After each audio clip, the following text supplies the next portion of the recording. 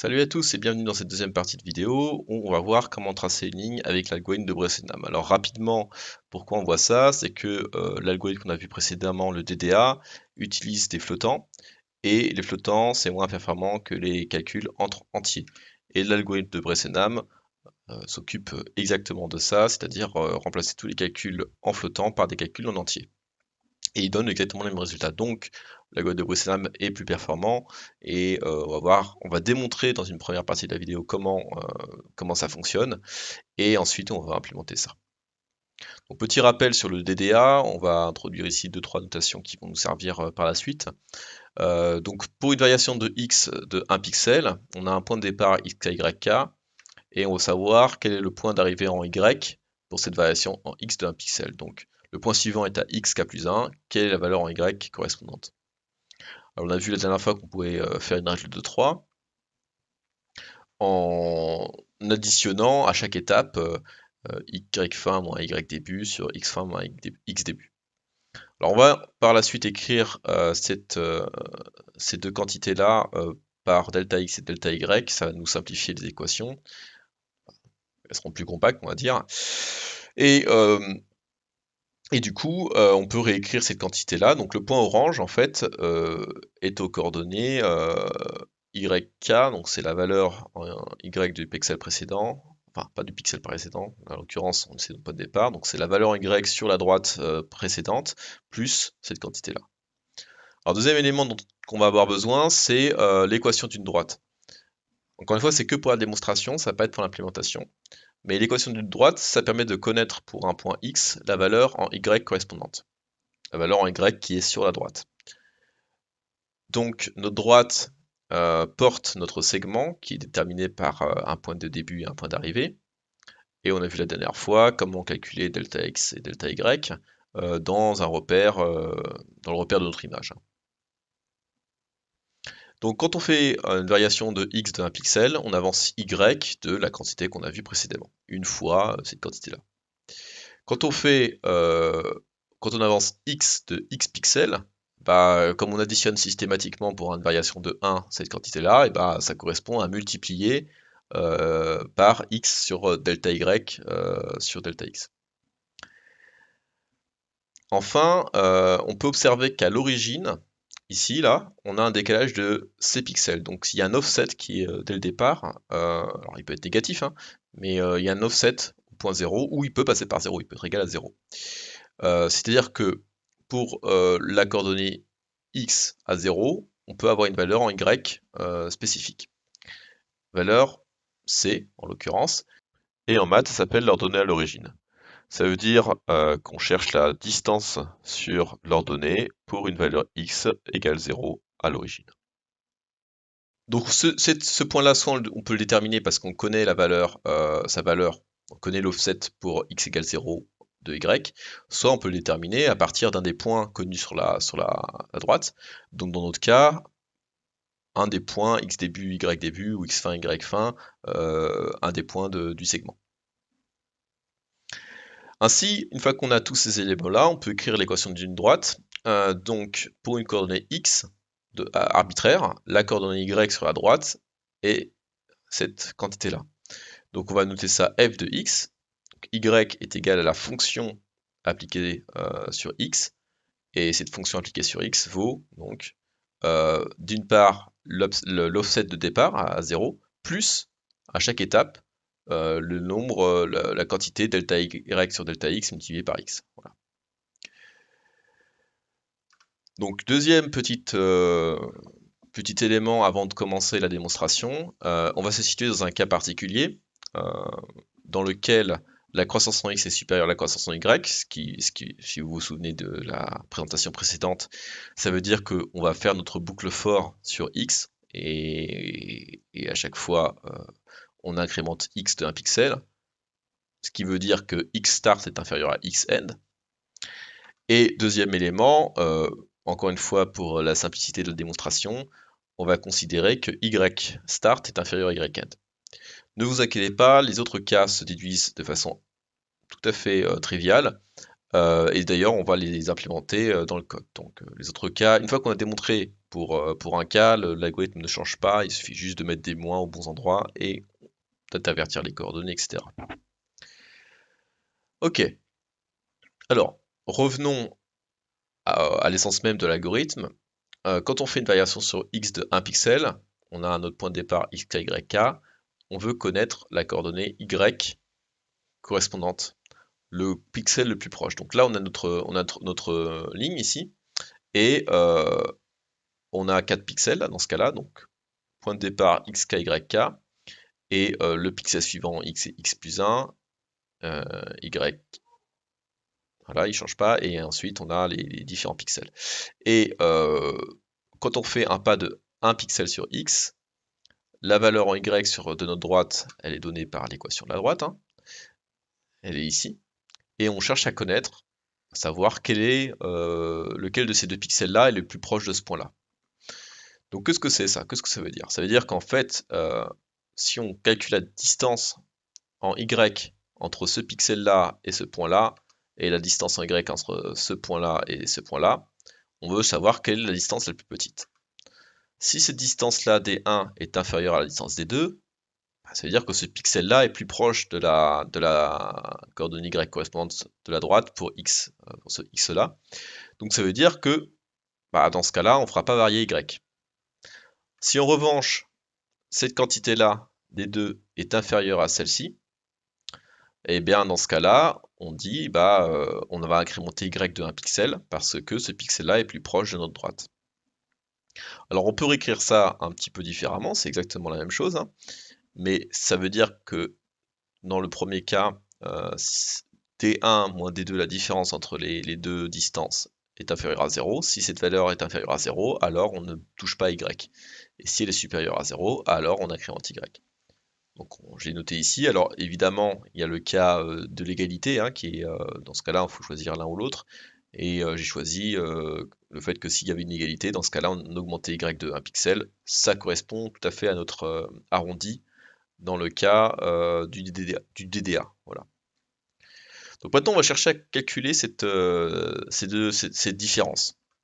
Donc on peut déjà noter nos valeurs D1 et D2. Donc D1, c'est la différence entre cette coordonnée-là qui correspond à l'image, correspond à la valeur de la droite exacte, hein, en Y, moins l'ordonnée de ce pixel-là, et de façon analogue pour D2.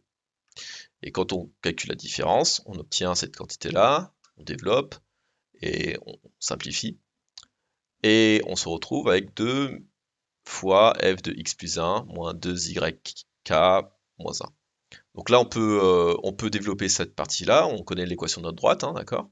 Donc quand on développe, on obtient cette quantité-là. Et on a toujours un petit problème, c'est que cette valeur-là, ici, elle est flottante. Et on ne veut pas de flottant. Enfin, elle est potentiellement flottante, donc on sera obligé d'avoir un flottant. Et on ne veut pas de flottant. Alors, souvenez-vous, hein, on a dit que xstart est inférieur à xn, donc delta x, le dénominateur, est supérieur à 0. Et quand on multiplie une valeur supérieure à 0 à une autre valeur, on ne va pas changer le signe du résultat. C'est-à-dire que plus multiplié par moins, ça fait moins, et plus multiplié par plus, ça fait plus. Donc, on peut, sans aucun problème, remplacer cette quantité-là par delta x multiplié par cette quantité-là. Et on ne changera pas le signe, et les conditions sont toujours les bonnes. Donc c'est ce qu'on va faire. Si on multiplie par delta x à gauche et à droite, à ce moment-là, on n'a plus de problème de flottant. Donc c'est ce que je vais faire là. Voilà. J'ai ma quantité delta x multiplié par d1 moins d2 est égal à cette quantité-là. Et là, on est sur un entier. Et pour simplifier un peu les notations, pareil, hein, j'ai noté, au lieu de mettre delta x fois d1 moins d2, j'ai noté ça dk. Donc si dk est inférieur à 0, alors y, on ne touche pas y. Si par contre dk est supérieur ou égal à 0, à ce moment-là, on incrémente y. Alors maintenant, une fois qu'on a déterminé cette valeur-là, ce qui nous intéresse, c'est de savoir comment elle évolue comment elle évolue sur l'étape suivante. D'accord? Donc l'étape suivante, on a un nouveau critère qui est dk plus 1. On veut savoir en fait de combien cette quantité dk a varié par rapport à dk plus 1. Donc ça correspond, on cherche à ajouter un incrément à dk pour déterminer dk plus 1. Ce qui veut dire qu'on peut déterminer, si on fait la différence entre dk plus 1 et dk, la valeur de l'incrément à appliquer. Et quand on observe cette quantité de dk, on voit qu'elle dépend, alors delta y ça n'a pas changé d'un truc à l'autre, xk non plus, enfin ça va changer pour l'étape, mais on ne détermine pas ça en fonction de dk.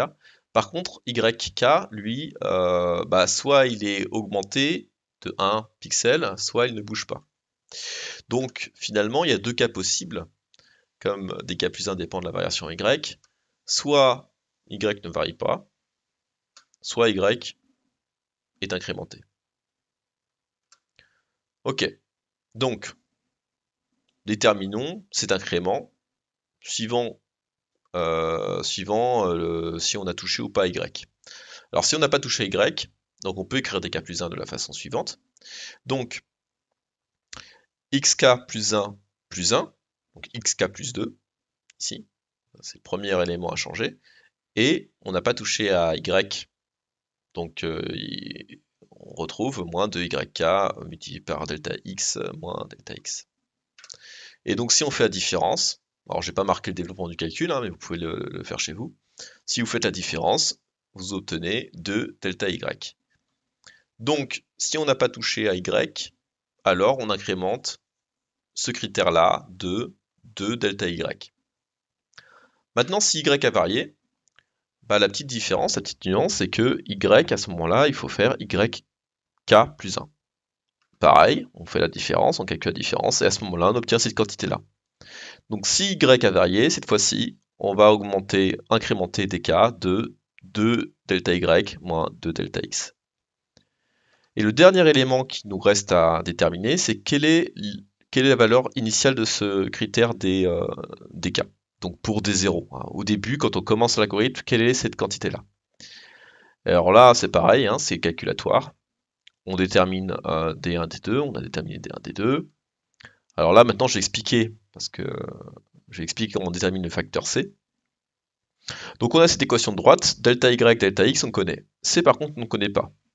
Par contre, on sait que pour le point x start, la valeur y est y start, d'accord? Donc on peut écrire y start est égal à delta y sur delta x fois x start plus c. Et ainsi, on peut déterminer c, puisque c'est la seule inconnue qui nous reste. Donc c est égal à cette quantité-là, et on peut remplacer dans f de x, c par cette quantité-là. Donc maintenant, on calcule notre différence D1 moins D2. Donc je vais pas expliciter le calcul, mais vous voyez où je veux en venir, ça on l'a déterminé plus ou moins, et puis ensuite, il suffit de développer. Et quand on a développé, on observe qu'il y a quand même pas mal de termes qui se simplifient. Par exemple, delta y sur delta x fois x start, il est annulé par cette valeur-là. Et pareil, 2y start, quand on a le facteur 2 ici, c'est annulé par cette quantité-là. Donc une fois qu'on développe, on peut simplifier, et on tombe sur cette quantité-là. Et on a dit que nous, ce qui nous intéressait, c'était pas D1 moins D2, mais delta x multiplié par D1 moins D2. Donc, eh bien, D0, qui est delta x multiplié par D1 moins D2, est égal à 2 delta y moins delta x. Donc maintenant, on a tous les éléments qu'il nous faut pour pouvoir implémenter l'algorithme. Donc, encore une fois, on est dans le cas où x start est inférieur à x end et y start est inférieur à y end. J'ai oublié de le mettre aussi, mais que la croissance en x est supérieure à la croissance en y. Donc, première étape de l'algorithme, on va calculer delta x, d'accord, delta y, et ensuite le critère d à la valeur initiale, qui est, on a vu, 2 delta y moins delta x. Et ensuite, on fait une boucle for sur x démarrant x start, terminant x end. on allume le pixel à XY. Alors j'ai oublié de préciser que Y était initialisé à YStart. Hein. Donc on allume le pixel XY avec la couleur de la ligne qu'on a spécifiée. Et ensuite, suivant le signe du critère D, donc si D est inférieur à 0, on ne touche pas Y, hein, je l'ai mis là, je ne mettrai pas dans le code, hein, évidemment. Et par contre, on augmente D de 2 delta Y. Sinon, alors à ce moment-là, on incrémente Y, et on incrémente notre critère D de 2 delta Y moins 2 delta X. Et ainsi de suite, on recommence jusqu'à atteindre X-end.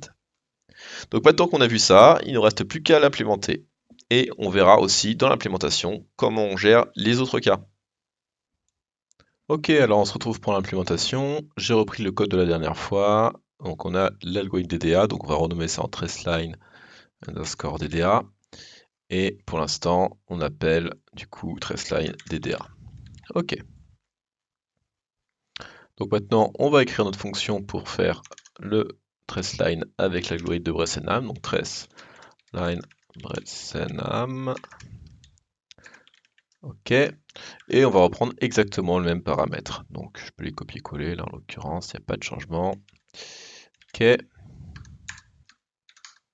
Voilà, donc ce qu'on a vu, c'est que les premières quantités à calculer, c'est déjà dx et dy. Donc dx c'est x end moins x start. Et dy,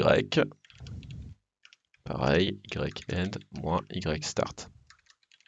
Ensuite, on a vu que suivant la croissance en x ou y, il faut incrémenter x ou y, donc la valeur absolue de la croissance, donc c'était ABS. Si la croissance en x est supérieure à la croissance en y, alors on va faire un for sur x. Sinon, on va faire notre for sur y. Ok, donc commençons par le for sur x, c'est ce qu'on a vu dans les slides, et puis il va falloir adapter un peu l'algorithme pour y. Donc déjà, on veut s'assurer que notre point de départ est bien inférieur à notre point d'arrivée. Si c'est pas le cas, donc si xstart est supérieur à xend, on va faire un swap des deux coordonnées. Donc xstart, xend, et yswap, ystart, yend. Et comme on a fait ce swap là, il faut répercuter le signe correspondant pour dx et dy. Donc dx égale moins dx et dy égale moins dy. La dernière fois, c'était pas important parce que comme ce qui nous intéressait, c'était le quotient, le signe changeant pour les deux, ça ne changeait pas le signe du quotient. Alors, maintenant, autre petit élément important, on va sélectionner notre incrément sur y, donc y inc égale 1. Par contre, ça c'est vrai si dy est supérieur à 0. Sinon, si dy est inférieur à 0, d'une part, il faut que on spécifie notre incrément à moins 1, et d'autre part, on va utiliser la quantité moins dy, c'est pour simplifier les calculs. Donc on n'aura qu'un seul cas à gérer. Maintenant, on démarre y à ystart, et l'autre quantité d, dk ou d0, on va l'appeler d ici dans le code, on a vu qu'il fallait initialiser à 2 fois dy moins dx.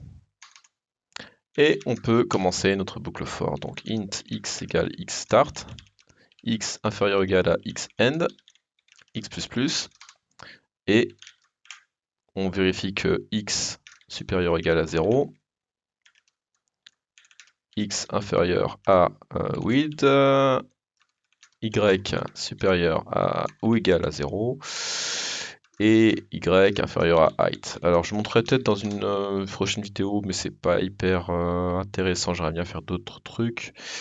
Mais pour faire ça de façon plus efficace, c'est-à-dire du line clipping, bref, pour l'instant on fait ça de façon un peu simpliste, mais ça ne change pas notre algorithme. Donc x, donc on écrit à coordonnées xy la valeur de notre ligne, la valeur de couleur de notre ligne. Et ensuite, on va regarder le paramètre D. Donc si D est inférieur à 0, on a vu que on devait l'incrémenter de 2 fois dy. Par contre, on ne touchait pas à y. Si par contre il est supérieur ou égal à 0, à ce moment-là, on incrémente déjà notre valeur d. Donc 2dx, 2dy moins 2dx, donc c'est ça. Hein. Ça correspond à ça. Et par contre, il faut changer la valeur de y. Donc y inc. Donc là, ça nous permet, si dy est inférieur à 0, de décrémenter y, sinon d'incrémenter y. Voilà, donc là on a fini le cas pour la croissance en x étant supérieure à la croissance en y. Sinon, bah, il suffit de reprendre le même procédé. Oui, alors si je copiais pas comme un idiot, ce serait bien. Donc, si x start est supérieur à y, non, si y start est supérieur à y end, à ce moment-là, on swap les coordonnées. Donc, std swap de x start x end, std swap de y start y end. Et toujours pareil, dx égale moins dx et dy égale moins dy. Et ensuite, on reprend la même chose pour x cette fois-ci. Donc l'incrément x, par défaut, il vaut 1. Par contre, si dx est inférieur à 0, notre incrément x, il vaut moins 1. Et on fait dx égale moins dx. OK. Ensuite, on démarre à x égale x start. Et la valeur d, cette fois-ci, est égale à 2 fois dx moins dy. Intervertir x et y. Et ensuite notre boucle for int x, y égale y start, y inférieur ou égal à y end, et pour chaque pixel, donc y++, on commence par vérifier qu'on est bien sur un pixel valide. 0, si je t'arrive à taper le bon truc, x inférieur à width, y supérieur ou égal à 0, et y inférieur à height. Et dans ce cas-là, on fait frame buffer de y fois width plus x égale line color. OK. Et ensuite, on vérifie le critère d. Donc si d est inférieur à 0, bah, cette fois-ci on l'incrémente de 2 fois dx. Sinon, d est incrémenté 2 fois dx moins dy. Et x est incrémenté de x inc. Donc là, normalement, ça devrait fonctionner. On va tester ça tout de suite.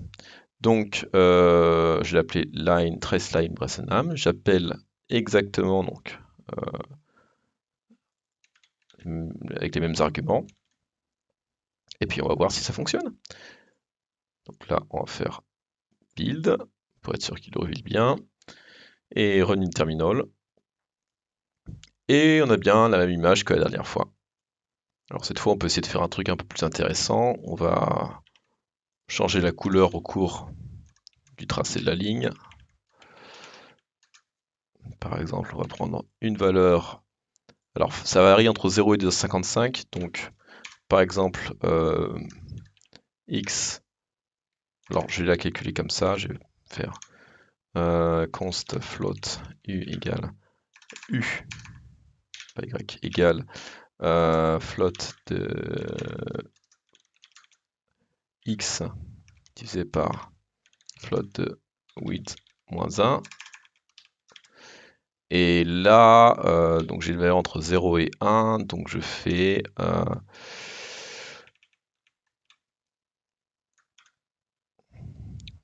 u multiplié par 255.f. Et ça, je le casse en integer. Je sais plus si c'est integer. Non, c'était char. C'est int 8t, je crois. Voilà. Et pour B, on peut faire la même chose, mais on va garder quand même de la luminance, on va faire ça sur rouge. 1